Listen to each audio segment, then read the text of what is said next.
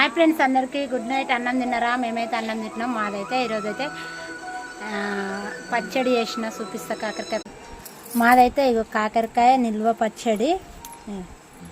నేను ఇది పచ్చడి పెట్టేటప్పుడు తీద్దాం అనుకున్న వీడియో అయితే తీయలేదు. కొంచెం 3 రోజులు అయినాక మళ్ళీ కలపాలి. ఇప్పుడైతే సీసాలలో అయితే ఎత్తిపెట్టి పచ్చడి అయితే నిల్వ అయితే వేసి పెట్టిన కాకరకాయ పచ్చడి. ఇది ఇక నేనైతే కాకరకాయ పచ్చడి అయితే పెట్టిన. మొన్న పెట్టిందేమో నిమ్మకాయతోటి, మొన్న చూపించింది. ఇదేమో చింతపండుతో పెట్టిన. ఇది చూపిస్తుంది. ఇదైతే చింతపండుతో పెట్టిన. నేనైతే వీడియో తీద్దాం అనుకున్నా. మా ఇంటికాడ అయితే వేరే వాళ్ళు ఉండే, కొంతమందికి వీడియో యూట్యూబ్లో నచ్చదు కదా, అందుకని అయితే తీయలేదు. నేనైతే దగ్గర కూర్చోండి.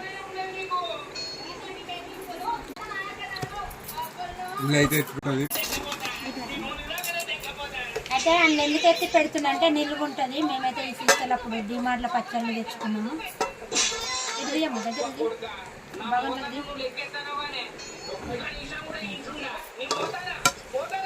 ఇది ఎంత బాగుంది చూడు. ఇది దగ్గర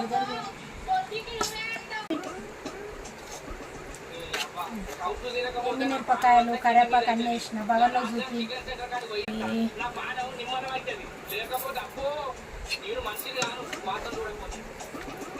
మంచిగా ఉందా? బాగుందా డాడీకి? ఇది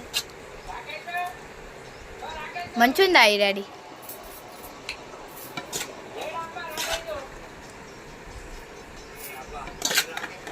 ఇదైతే నేనైతే యూట్యూబ్లో చూసి అయితే నేర్చుకున్నా. నా సొంతంగా ఏం కాదు. మెంతులు, జీలకర్ర, ఆవాలు అన్నీ వేయించిన, అంతే. ఇక వేయించిన కారం, అల్లం వెల్లిగడ్డ పేస్ట్ అప్పటిదప్పుడు పట్టేసిన,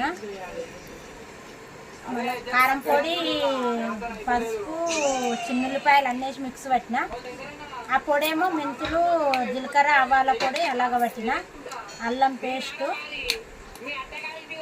చింతపండు వెల్లుల్లిలా నానబెట్టినాక ఆ గుజ్జు మంచిగా మిక్స్ చేసిన. చల్లగైనాక మిక్స్ పట్టినాక నూనె కాగిన నూనెలో కాకరకాయలు వేయించుకున్న నూనెలే ఇక చింతపండు గుజ్జు వేసిన జీలకర్ర వేసి తాలింపు వేసి. నిజంగా బాగుంది. స్మెల్ అయితే సూపర్ వస్తుంది. నిల్వ పచ్చడి అయితే రెడీ. అయితే నేను ఫస్ట్ ఒక బుక్ నిల్వ పచ్చడి.